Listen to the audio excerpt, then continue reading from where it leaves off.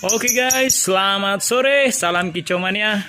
Ini dia si Aventador cabut kandang kali si Balkis borok. Klewernya hilang guys, karena ini 11 kali produksi. Jadi jangan lupa like, comment, dan subscribe, karena subscribe itu gratis. Thank you. Assalamualaikum warahmatullahi wabarakatuh. Oke guys, selamat sore. Senang ketemu kalian semua.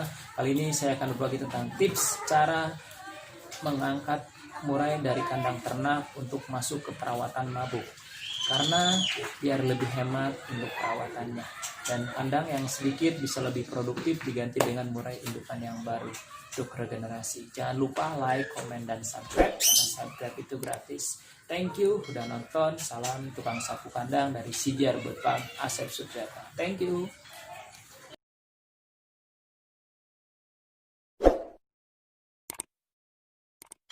Subscribe belum channel YouTube gue guys. Oke, nanti gue subscribe, like, and comment. Jangan lupa ya guys. Oke. Like dan subscribe. Channel YouTube gue share ya. Iya. CJR Bird Farm. Oke, CJR Bird.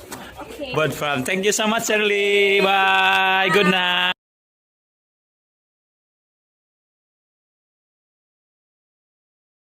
Insyaallah pulang kerja Pak, telurnya udah netes ini pemirsa. Tuh ada 2 bayinya. Alhamdulillah. Oh.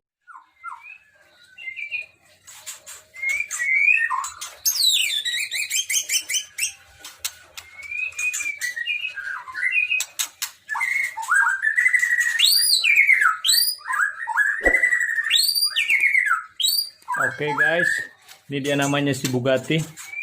Keranjingan dia nggak tahu ngeliat ramean guys. Ini Bugatti blorok guys.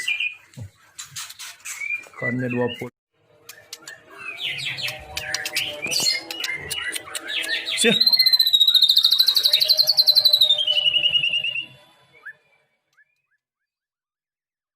Assalamualaikum warahmatullahi wabarakatuh. Oke guys, selamat sore. Ini udah mau maghrib lagi 10 menit. Tapi mudah-mudahan 10 menit ini bisa jadi berarti.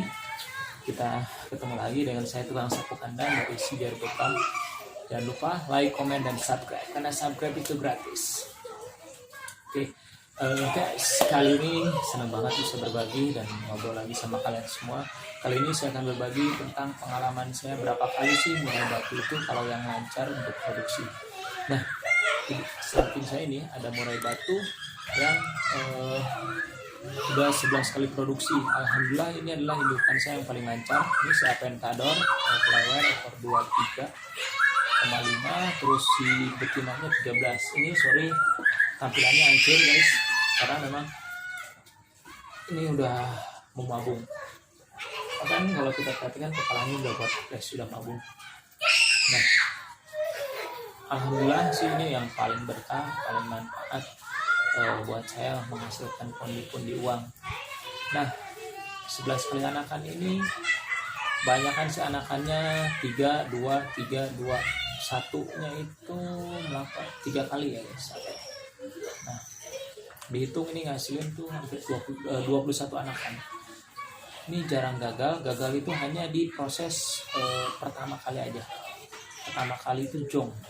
Habis 3 poin jong, habis itu terus lancar semua. Ini dikawinkan itu dari tanggal bulan Oktober. Sekarang udah September 11 kali ya, 11 kali produksi guys. Nah 11 ya, Oktober ketemu Oktober itu setahun. Ini September ya, benar 11 kali. Nah oke, jadi kalau misalnya titik paling bete mungkin saat ini, kalau misalnya ternak hanya karena uang atau memang nggak dipikir rasa suka ya, karena memang ini akan setelah produksi 11 kali ini akan saya istirahatkan karena memang mau mabung. Tapi kalau kondisi si betinanya, si Balkis yang dorok ini kondisinya masih bagus. Sebenarnya sih masih layak kalau memang mau diproduksi, cuma sih juga kasihan gitu.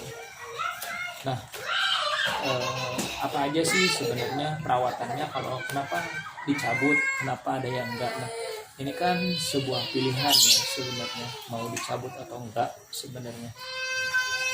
Cuman kalau saya lebih memilih untuk dicabut karena memang biaya di kandang produksi itu mahal gitu.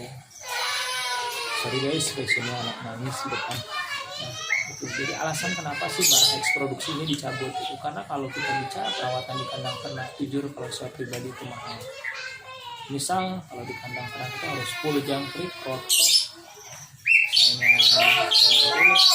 kalau kita hitung itu biayanya kurang lebih makannya itu bisa kos biaya produksi tangannya 15.000 sehari, bahkan mungkin lebih gitu. Jadi kalau kali sebulan 15.000 udah ketahuan 450.000, sedangkan nggak menghasilkan. Dan berapa lama dia akan masa istirahat gitu. Istirahat seperti ini kalau saya perhatikan, kalau memang yang jantannya ini karena udah menabung, jadi mungkin bisa 3 bulan ya, bahkan mungkin bisa 4 bulan lamanya istirahat. Sebetulnya malahan belum habis. Jadi karena biaya, jadi saya cabut. Lebih baik yang di kandang itu diambil, karena bicara efisiensi gitu. Dari biaya, terus juga kandang saya terbatas, jadi bisa ganti indukan yang lain, kita kasih indukan yang baru biar produksinya tetap lanjut. Ini kita lanjut ke istirahat. Nah, perawatannya gimana? Setelah 11 kali produksi ini tentunya lelah guys. Nah, sedikit pengalaman. Kemarin itu saya ngambil indukan itu, nyabut indukan seperti ini, kasusnya itu si Dilan, itu lebih awal saya cabut. Karena yang pertama itu waktu si Dilan langsung saya pisah dari kita, betina sama jantannya dipisah. Nah itu stres berat sampai sakit, bahkan sampai lumpuh. Bahkan saya sendiri pun hampir nggak sanggup untuk ngurusnya karena saya sibuk sambil kerja, jadi hanya ketemu pagi aja, ketemu lagi malam, jadi nggak sempat ngasih siang sore. Hasil waktu itu saya hanya merawat 3 hari. Bukannya lebay ini, karena memang kalau seandainya mati indukan murah ya, selain butuh proses lama untuk mapan itu uangnya juga sedikit lebih mahal. Jadi saya untuk menghindari hal itu, burung yang sakit itu saya kasih ke yang ngoloh, abang saya sendiri sama ponakan. Alhamdulillah dirawat sama abang saya sampai lumpuh, obatin, alhamdulillah sembuh. Kalau misalnya obatnya nggak enak, nungguin brand, nanti bisa ke handphone saya aja atau komen di bawah. Nah, alhamdulillah sembuh. Sekarang posisinya lagi mabuk, mungkin nanti akan saya review di tempat kakak saya.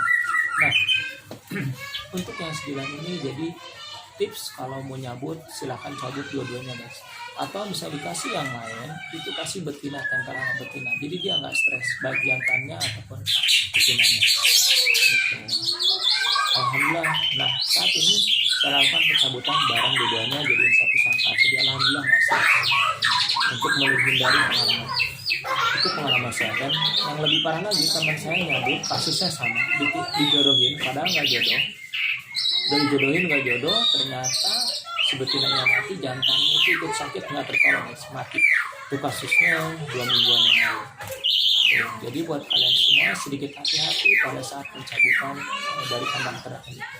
Nah, dirawat di kandang bulat ini seperti apa? Berarti mau nggak mau kita latih dengan posisi ngepur lagi.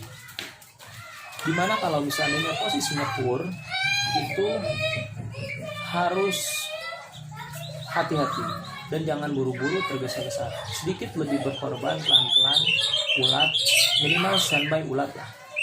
Ada jangkrik ada, tapi yang pasti ulat minimal standby, jangan sampai kurang makan. Itu si Mora ini. Nah, udah makan, dilatih. Pengalamannya berapa lama sih ngepur, yang pasti beda-beda. Pengalaman saya kemarin kan 9 sama si Seka itu betinanya saya masih manjain karena selalu standby makanan banyak. Itu sampai sekarang kemarin ngepurnya hanya pur halus gitu. Itu sebulan.